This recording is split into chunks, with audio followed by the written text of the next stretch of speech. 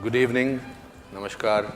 I must clarify beforehand that my questions do not need to necessarily make me out to be an intelligent man. I don't want to be intelligent or to be taken so seriously that that's Sadhguru's responsibility to answer them. My questions will have the curiosity of a child who wants to sort of know, maybe I'm representing all of you, but I don't mind making a fool of myself as long as I get some answers. You're in a very advantageous position. That is because there can be nothing wrong with a question, only answers are a problem. Okay.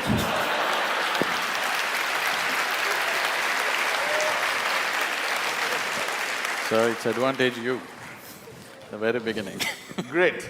Let's start with my first question. There's a very intriguing… people make these great prophecies about world coming to an end, etc. Will the world come to an end in 2012? So all those people who firmly believe that the world is going to come to an end the coming year, what I would tell them is, we have a lot of work to do. I have lots of work to do. 2013, 1st January, because anyway 2012 the world is going to end. On 2013, 1st January, all your wealth and money and everything, please write it to Isha Foundation, there's work to do.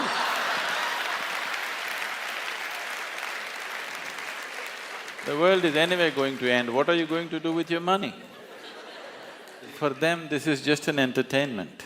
They don't believe enough to give away everything and get ready.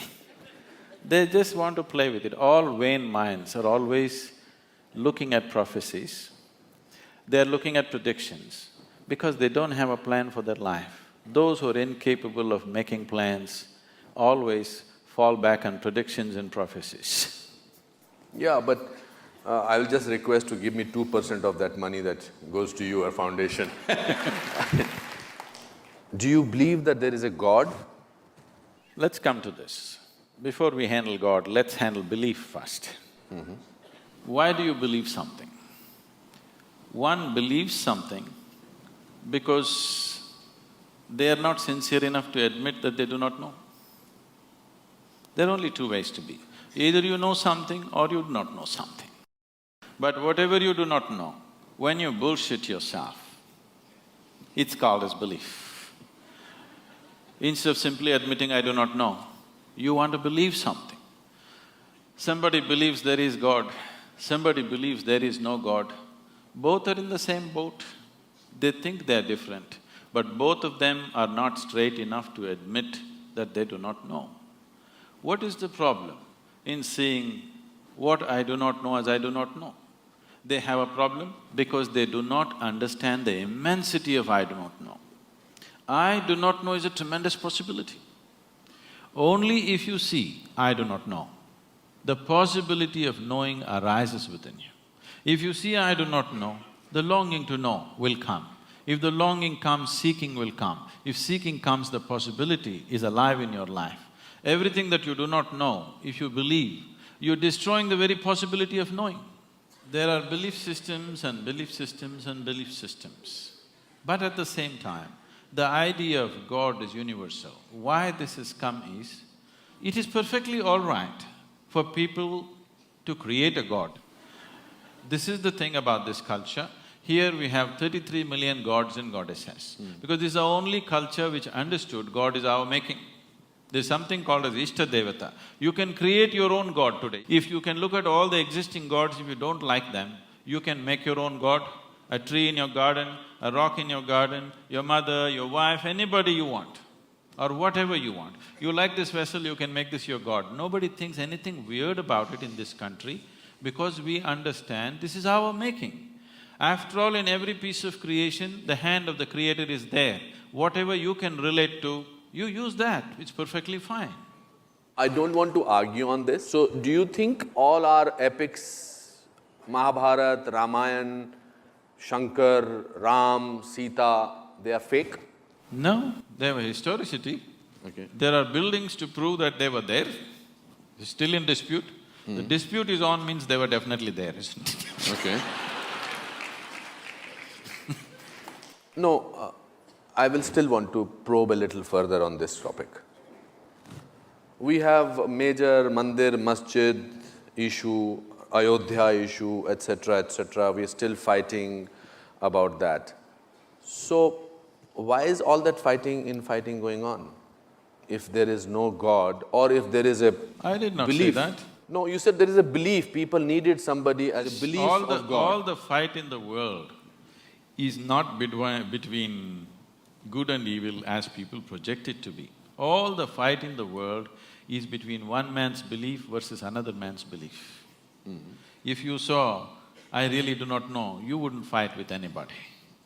Because you believe one thing and somebody believes something else, you're invariably going to fight today or tomorrow. It's just a question if you can manage them for some time. Someday it'll spill out on the street. There was a time when people worked with the instrument of belief, when the human intellect was in a certain way. Today it is time there is substantial intellect on the planet. Today it is time that we establish a certain level of seeking in a human being rather than just pumping him up with belief. Why do people believe you? Who said they believe me? This is a huge full house. No, they're looking… Everybody is they're clapping. sitting there evaluating every word that I say. I don't think they believe whatever I say. To me, they look smart enough to understand and evaluate. I have performed in this auditorium, it's never been so full. So there has to be something in their belief in you which makes them look up at you. Why do they trust you? Why do they believe in you so much? Now let's take off the word belief. Yes, they trust me. Okay, I mean, my word may be different. Do you think that Sadhguru has powers which you don't have? They can't ride a motorcycle like me, I'm sure. What are those powers? What makes you different? What makes you special? What makes Pallavi Gupta writing a book on you and calling it you? What makes people over here, so many people I know who will not come to a function like this, they are here and they are here on time. What is it in you that makes you different? Because they know if they don't come on time, I won't let them in. But they dare not do that. So what makes you different? So what is different? It is not a question of something being different. When you don't try to be special, when you just live as life is, that you don't try to make yourself special, because wanting to be special is coming from a certain an emptiness or a certain inadequacy within a human being. Where is the need to be special? Every human being is unique in his own way. If he tries to be special, he'll only end up aping somebody, he will not be himself.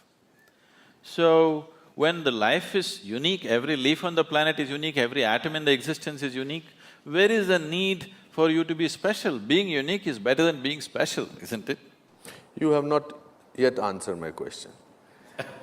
I feel that it's important for me to know. Yes. What is unique about you? See, the very nature of the existence is like this, the very nature of what's happening around you is like this. If you convert mud into food, we call this agriculture. It's the same mud. Can you eat the mud? Can you take it on your plate and eat it? No. But if you wait, you put a seed and wait, the same mud becomes food, and how we value it and eat it. But it is something else, but when you eat it, it becomes flesh and bone, it becomes you, and it's so valuable for you and so many other people. So this is the way of the life. What is filth will become a flower, if only you mature it in the right direction. This flower, its beauty and its fragrance comes from filth. The more filth you put at the root, better the flowers will grow. So, the question is not about what is different, the question is not about what is special, the question is just about, will you allow yourself to mature or will you let yourself just roll in filth? I feel very proud to be an Indian, and I'm sure a lot of people feel. But corruption bothers me, and I'm sure you also spoke about it. Do you think spirituality can help get rid of corruption to some extent? So let's understand this corruption properly in its right perspective. Rather than reacting against a bunch of people who are in an advantageous position, okay? Why I want you to understand this is because for the first time in the history of independent India,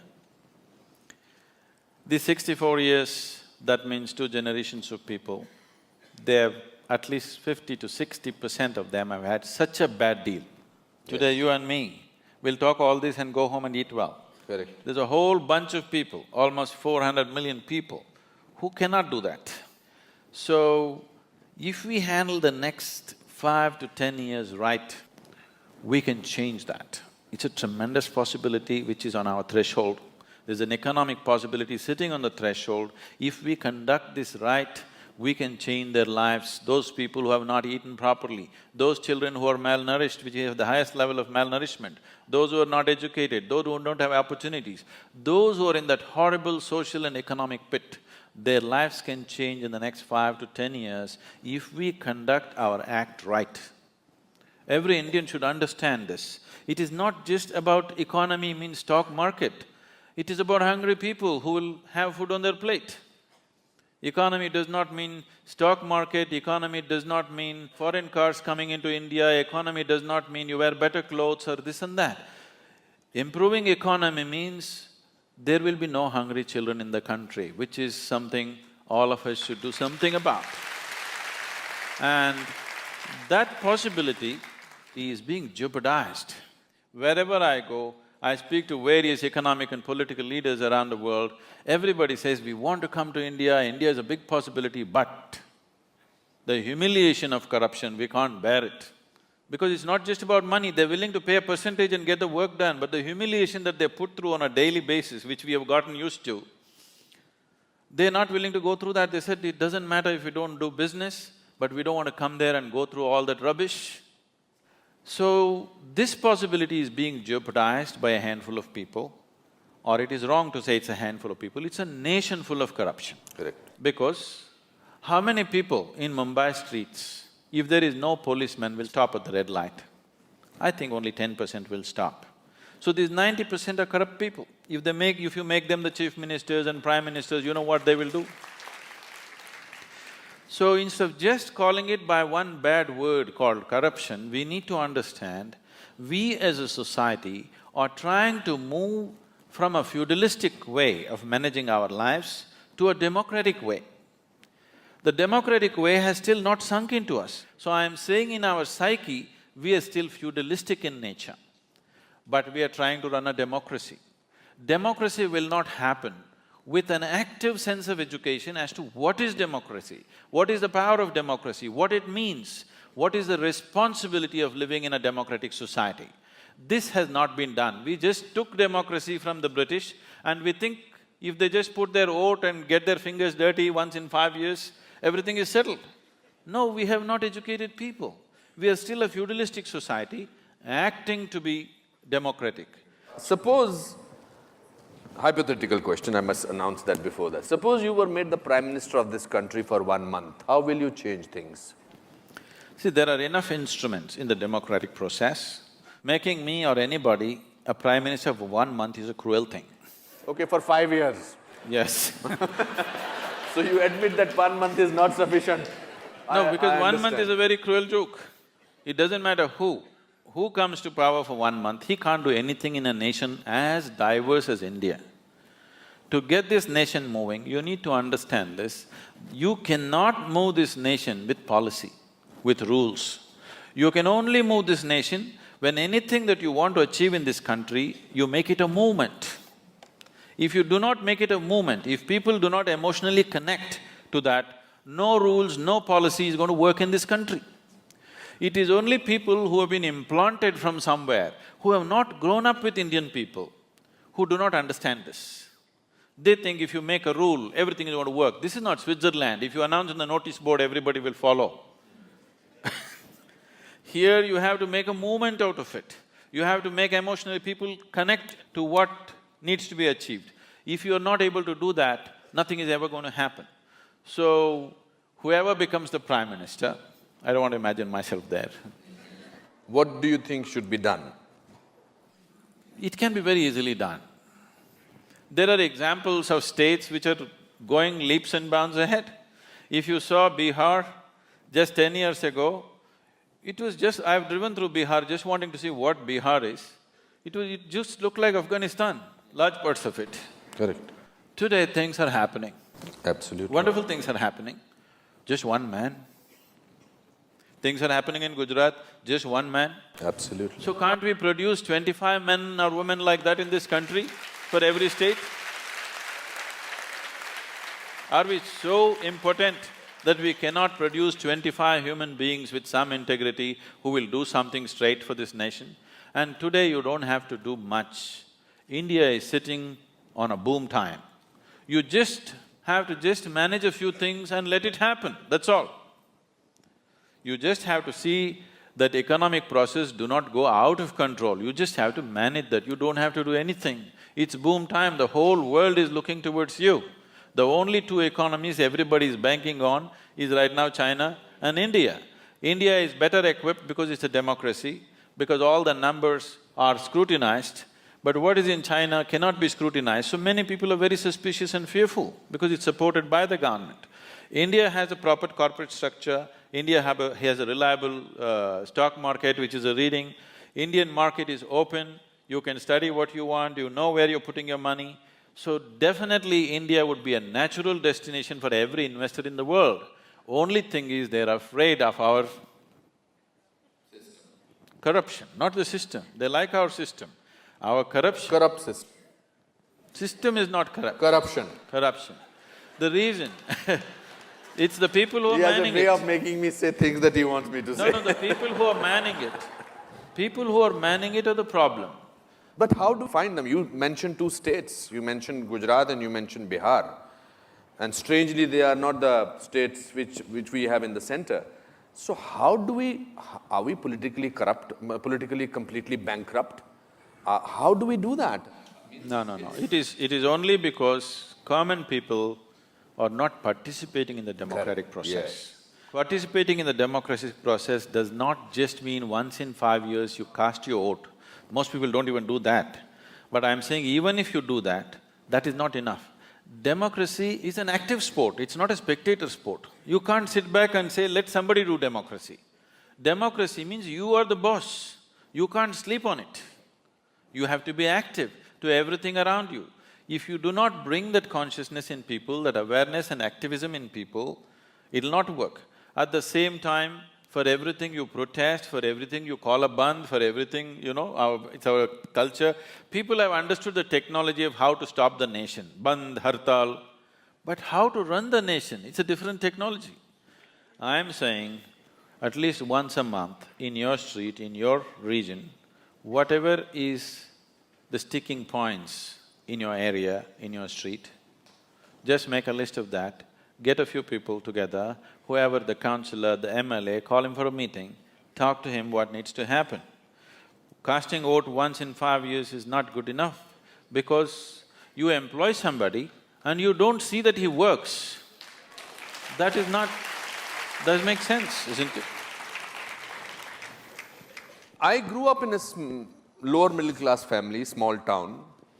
As a child, I had a great sense of wonder about everything. I till today have a great sense of wonder. I'm very happy to be talking to you. I don't see that in today's children. I don't see a sense of wonder in today's children. Because they replace the wonder with www. Exactly, that's right. They know the whole universe before they're 6. Exactly, they know everything. They just have to press Google and all the information. But information does not necessarily translate into knowledge at all. So how do… and they always say this, that's the way I am. I don't see… my grandfather even at the age of 84 said, that's the way I am. So what is this, that's the way I am? I'm bored, dude, cool. I think that to be bad is being cool. If you say I'm a good man, he's a boring man. Usually they are. Yeah, they are for the world, for the marketing part of it. The breaking news after every 15 minutes for millions of channels is never about good things. It's only about disaster, rape, swindling of money. We are marketing fear.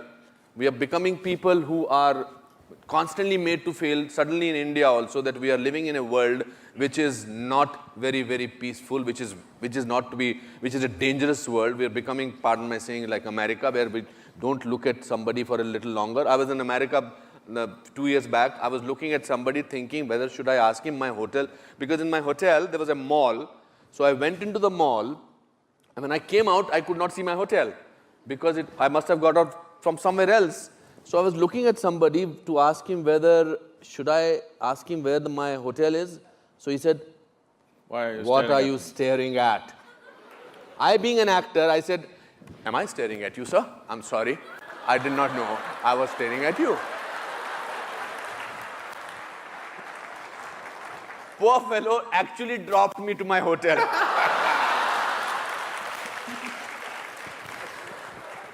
What my point is, how does one in today's time, in these times, retain a certain amount of innocence, a certain amount of sense of wonder? How does one do that?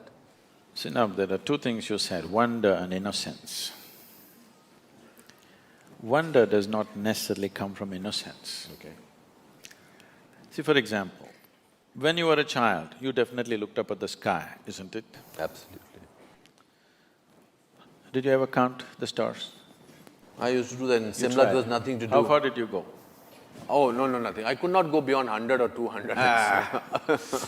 So I meticulously sat down on the terrace, counting, trying to make, segments of the sky and trying to count. I've gone up to 1700, and then you get mixed up. What was there is not there, what was not there has come, it gets all mixed up. But today, that itself was wonder. 1700 just blew my mind. Today scientists are telling you there are over 100 billion galaxies, not stars, 100 billion galaxies. So as you explore, as you know, the wonder will increase because you realize the nature of the existence, then wonder will just explode. So wonder is gone not because of lack of innocence or because of innocence, because what we call as knowledge, stupid conclusions about life. Today people are carrying their attention deficiency like a qualification. Anything in this existence will yield to you only if you pay substantial attention to it. But now people have become like this. They can't look at anything, everything is check. Now in this condition, there will be no wonder, only conclusions in your head. There is no perception, there is only, monologues going on in your head. There is no perception. If there is perception, all noise in your head will just stop. If you're looking at something absolutely beautiful and engaging, everything stops. Why people are enjoying your cinema is just this, you switch off the lights, they focus on the thing for those whatever few minutes or 90 minutes or whatever, their usual monologues are gone, something else is happening. It is the attention which is making the difference. It is not what's playing on the screen. It is what is playing on the screen is instrumental in grabbing the attention, but it is the attention, continuous attention, which is making the experience of being there. So, this is a rudimentary form of meditation. It's called dharana. So how does one in today's time retain that attention span? One simple thing is, everybody must do something about themselves. Every child, every school should bring this dimension that a child is required to pay attention to something continuously. It could be music, it could be dance. See, you cannot do music or dance unless you pay attention to it, You'll make a fool of yourself if you do not pay enough attention. But you can pass an examination without attention. Understand? That's right. I've seen this simple thing. Children came to us, we have a Isha home school, which is done in a very different way. I one day went to the assembly, all these 6.5-year-old kids, they're all like this. I said, why are the kids like broken tops? Why are they shaking around like this? Then I just brought this thing, simply every day in the morning, Sari Gama Pada Nisa, 15 minutes, everybody must do. You go there after 2 months, they're all sitting like this. That's all it takes. You just take them into the jungle, make them walk for a night without torches, without cell phones, without anything, in a protected atmosphere, you will see within one night, there'll be a tremendous transformation in the sense of wonder in the child's life. But we are making them physically incapable of these things. Sitting just in front of the computer, they're becoming physically incapable. When physically it hurts, they will protest, they'll not do anything. So it's something that parents must take care of. Bringing up your child does not mean just sending him to school and getting marks and grades and nonsense. Your child in body and mind should grow up to full capabilities. That is when it will manifest in his life as success. Just marks will not manifest as success. For that, parents also have to be… Of course. Peaceful and restful. Do you get angry? You want me to right now? You can. It's not that I'm incapable of anger, I'm capable of everything. It is just that I have not given this privilege to anybody that they can make me angry, they can make me happy, they can make me unhappy, they can make me miserable. I have not given this privilege to anybody. If somebody need to be shouted at, boom, I'll go. So what makes you angry? It doesn't make me angry. If they need a shouting, I'll give it to them. See, there are different kinds of people in the world. There is somebody here, if I just look at them, they'll understand why they're being looked at. There's somebody else here, if you look at them, they'll just stare back at you. If you tell them gently, they will understand. There is somebody here, if you tell them gently, they won't get it, you have to shout at them. There's somebody else here, even if you shout, they won't get it, you have to knock them on the head and tell them. Different levels of sensitivity in the world. Your action should be appropriate to the situation in which you exist. I am not bound like this, I will not say this, I will be gentle, I will be nice, I have no such things. I am just appropriate to the situations in which I exist. What you need, I will do. If you need only shouting, I'll do. What's my problem? What's your shortcoming? My shortcoming is, I'm not tall enough. You're the tallest man right now you're here. We know that. I came little short. Do you feel lonely? When you're alone, if you feel lonely, obviously you're in bad company, isn't it?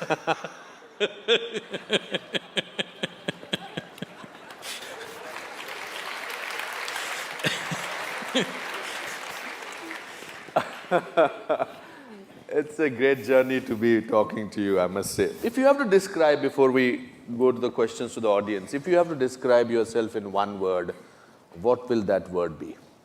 Apart from mystic. Okay. Would you consider wildlife as 2 words or 1 word? For you, it's one word. 1 word. Life, uncultured, uncultivated, just wild and as it is, that's me. You're very warm also. Just life, nothing else. It's been very enriching talking to you, I must say that I feel rich. Okay, so questions from the audience? Yes, please. Kiranji wants to ask a question, yes. I'm sure it's for him. Not for me. All the questions for Anupam still remain unanswered, even though I've asked them very often. So I won't attempt it again. But I want to say that I'm very privileged to finally see you in person. Your book, Mystics Musings, which I read many years ago when I lost my brother, my younger brother, and it was a great tragedy in the family and something that I was finding very difficult to cope with. It gave me great amount of courage and made me feel much better. Also, it talked a lot about spirits, it talked a lot about life being a continuous process. In that, you write about when you and your wife, everybody was constructing the Dhyana Lingam. And you talk about how the thread of life or the grasp of life, something to that effect, became very fragile when she could not hold on to it and she passed away. What exactly did you mean by that?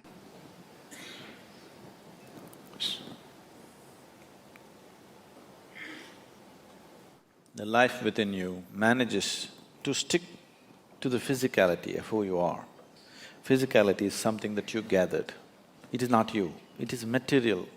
It is just a piece of this planet. what you gathered from the planet, if it has to stick to the life that you are, you must be in a certain level of reverberance. If you drop an intensity below a certain point, you can't hold it. That is called as dying of old age. If you have seen anybody close up who are dying of old age, you will see his eyes become feeble, life becomes feeble. It's like the body is struggling to hold it, but it can't hold because it's become too feeble. If the reverberation goes below a certain level of intensity, it can't stick to the body, it will leave. So that is generally understood as leaving peacefully because without struggle it just passed on. So that is if the intensity drops. Another way to leave is you raise the pitch of life's intensity to such a pitch, it went beyond normal pitch, then also you leave the body. So spiritual sadhana is trying to get the pitch of your life to the highest point, because only if the intensity of life is high, it's like the voltage is high, that's why the lights are bright. If your voltage is low, the lights will be dim, your awareness will be dim, your perception will be dim, all you will know is just survival process. So you want to pitch it up. So when you pitch it up beyond a certain point, there is always a danger that you will slip out. So we will fix certain things. We will fix certain things when a spiritual aspirant is progressing with a certain rapidity, we will fix the body in a certain way so that that cannot happen. Just yesterday, ashram satsang, when we were there, one lady asked, why women are asked to wear toe rings when they get married? Because marriage was supposed to be such a huge experience that they could leave the body. At the age of 8, they would marry them. They will never see each other till they're 14 or 15. But emotionally, psychologically, she is cultivated to believe that her husband is like God. When she meets him, life will explode. That possibility in the child's mind has built up. When she is physically mature, she is brought into marriage. Because in this country, in this culture, there is no business, there is no marriage, there is no child, there is no family. Everything is just a tool towards your liberation and mukti. You get married because you want to use that as a tool to your liberation.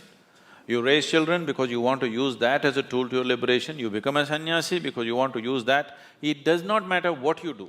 Everything is towards your mukti or liberation. Because of this, they nurtured this girl and boy in such a way that for 4 to 6 years, they have not seen each other, but they're made to believe when they meet, something is going to happen. In the child's mind, it's grown to such a big possibility. Something does not mean like how today's teenagers are thinking, something means there's only one thing, there's no something, okay? They're not thinking about that one thing alone. It is not just two bodies meeting, not just two minds and emotions meeting, two lives being merged into one. So we created various devices, there's something called as Mangal Sutra. Sutra means… what is a kite in Hindi? Patang. Patang, is it? You have a sutra for that? Yeah, door. So if you have the right kind of sutra, the kite will fly. So the Mangal Sutra is that you prepare it in certain way. It's an energy thread and you're supposed to replace it every year. Somebody who knows what it is gives you a live sutra, matches the husband and wife, their energies in such a way, they are not just bound in body, mind and emotion, they're bound as two lives. Any number of events have happened like this in the past, which is becoming more and more rare these days. If a man or a woman dies, within 40 days, the husband or wife will also just die. Have you heard of this? Yes, yes. There was a time when the film people were singing Janam, Janam, all that. Now they're talking expiry date for relationships. No Janam Janam songs anymore? No Janam Janam songs. No. Because the idea was to bind two lives. How the bodies match, how the minds match, emotions match is not important. Two lives are entwined. So, there is a kind of bonding. Many of them have never spoken to each other. There is a bonding which is unexplainable. The sense of bond that they felt was so deep because it was a scientific process of binding two lives in such a way that there is no question of compatibility, this, that, it doesn't matter. You marry a devil, still you're bound, and you feel an ecstatic sense within you simply because of the union within yourself, not because of what somebody else is doing. So now in a marriage, what somebody else is doing or what your husband or wife is doing doesn't matter, just the way you are is an explosive experience. This is how a lot of women lived in the past, because the process was very scientific and it was done properly. So they put this metal on the toes and also on the ring finger always, because if there is metal on certain strategic places in your body, you will not accidentally leave your body. So when you do spiritual sadhana, when we notice somebody is becoming very intense, first thing is, I will gift them a simple copper ring, which they must wear. They must wear and they cannot remove without permission. Because if this simple metal is on the ring finger, when they get into certain states of exuberance, by accident they will not slip out of the body. So she got into such exuberant states. Naturally, certain little bit of jewelry things were there. These things were never discussed till that point. The many things I refuse to discuss because devices will work well only when people do not know how it works. So we just put it on people, we never explain. But when this situation happened, I had to explain what happened. She sat there on a full moon day evening with everybody. There were people around, and after 5 minutes, it is in the shrine, she got up and went. My eyes are closed, I knew she got up. I got little irritated, because nobody ever gets up once they sit down. Till we say it is time, nobody ever gets up. And of all the people, my wife getting up and going, little irritation in me. Why is she getting up of all the people? Then I ignored it and I sat down. After 5 minutes, she came and sat down. In another 7, 8 minutes, she just went like that. When I looked, she was gone, with a big smile on her face. Then I looked, she has removed her nose ring, she's removed her bangles, she removed her toe rings. See, she did not know intellectually, but at that moment she felt this is what is stopping her. And she pulled out all those things, kept next to the wash basin and came back. And she sat down within 7, 8 minutes. But this is not something that happened accidentally. She announced this almost 9 months ahead of time. She had prepared my girl, who was only 7 years at that time, that she's going to leave in this month, but it happened 1 month early for various reasons, so that's a different aspect. But this is not new in this country. Any number of yogis just sit down, announce to everybody and leave their body. She was not somebody who was steeped in spiritual sadhana. She's just a very alive, she's either up or down, you know. She's either absolutely exuberant or down. She doesn't know the in-between. She's not somebody whom you would consider a yogi or established in sadhana, nothing like that. She's a very exuberant person, and that's all it takes. That you're alive, that's all it takes. It's not that you know this or that, you're just 100% alive. That's the only qualification you need. And she started working towards it, she announced it 9 months ahead, we tried to sabotage it in so many ways to slow it down, but it went the way it went. Yes, please. At the Isha Yoga Center in Coimbatore, near the Samadhi of your wife, is a photograph which sent shivers down my spine. The feelings are of sheer ecstasy in my interpretation. How does one achieve that level of ecstasy in life? So every life that is here is capable of joy, is capable of blissfulness, is capable of ecstasy. The only problem is they're not able to sustain it. The problem is of sustainability. Everybody knows moments of all this. But to be there,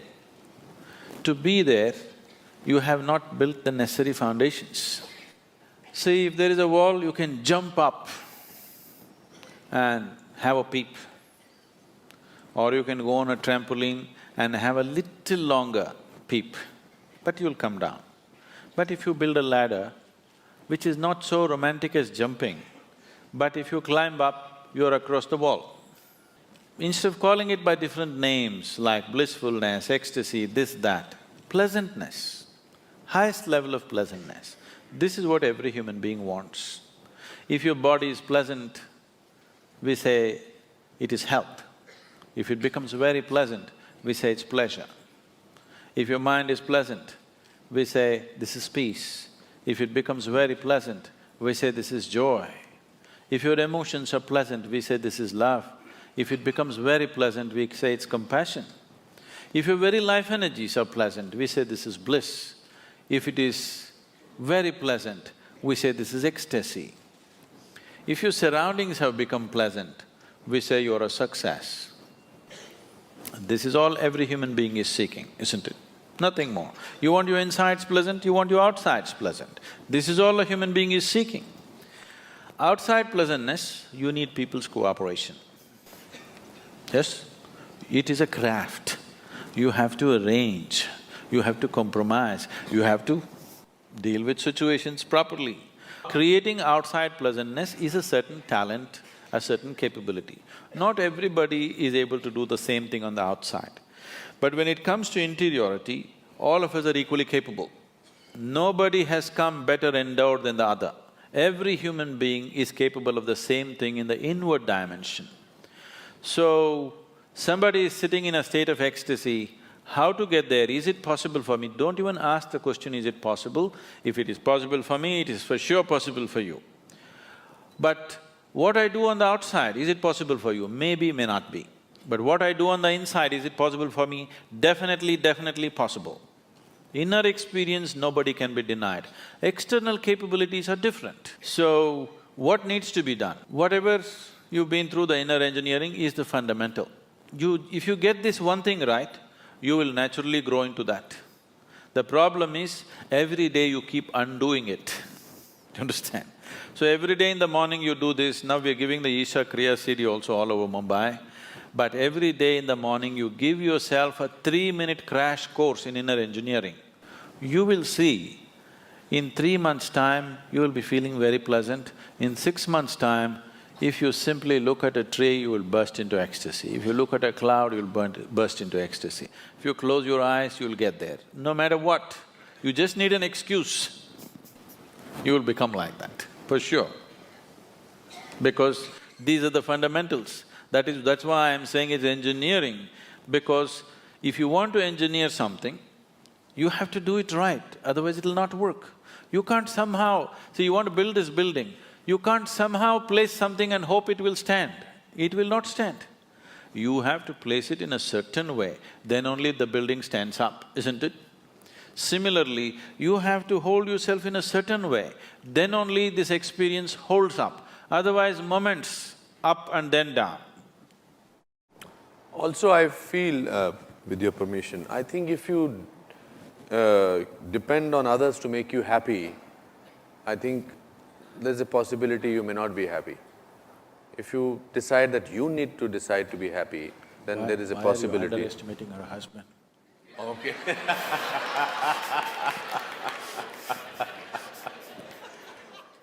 Okay. Good evening, all of you. Guruji, I would like to know, man is always craving for more and not happy at all with whatever he gets. Of course, you just explained now how happiness is an internal state of being. What would you tell to normal people as to how to get peace and happiness in their lives? आसान question पूछा आपने। The problem is not that human beings are craving for more, they are craving too little. Right now, instead of… when human consciousness is able to grasp the whole cosmos, instead of craving for that, they're craving for an apartment in Mumbai. Just stupid. So their suffering is not because they're craving for more, they're craving for too little. They conjuice even in their craving. That is their problem. Please crave for everything, you will be wonderful. There'll be no misery. You're craving for little things, that's your problem. When Such a big possibility is there, going for this is it's criminal, I would say. So it is because of this crime they're suffering, they're being punished for this crime, not for craving too much, they're not craving enough. When creation and creator is possible, they just want this little piece of property, that's all they're thinking of, they can't think beyond that, so they suffer. For limiting themselves, not because of craving for too much. Can I do a chant? Yes, please.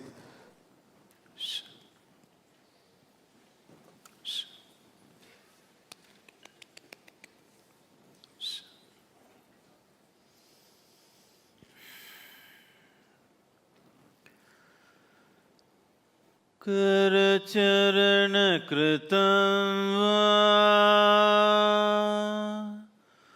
kayajam karmajam va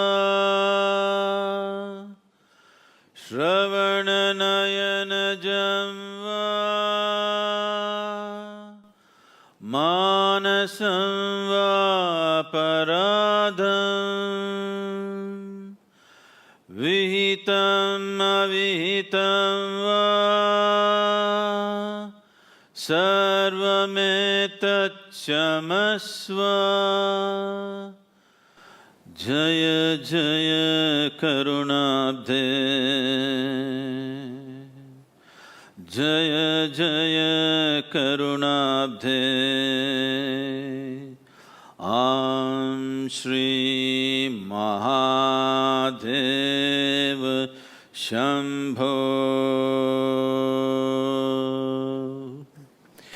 Now, immediately the question is, what is the prayer? It's not a prayer. You need to understand, there are no prayers in this culture, there are only invocations. Prayers are a recent happening. Prayer means you're trying to talk to somebody. Invocation means you're trying to bring out what is the greatest thing within you. Now, what this chant, to put it in a simplest form, is everything. The earth that I walk upon, the air that I breathe, the water that I drink, the food that I eat, the very space in which we exist, the hand of the Creator is active. The only most beautiful thing that you can do is to be absolutely involved with this, but still not distort the hand of the creation.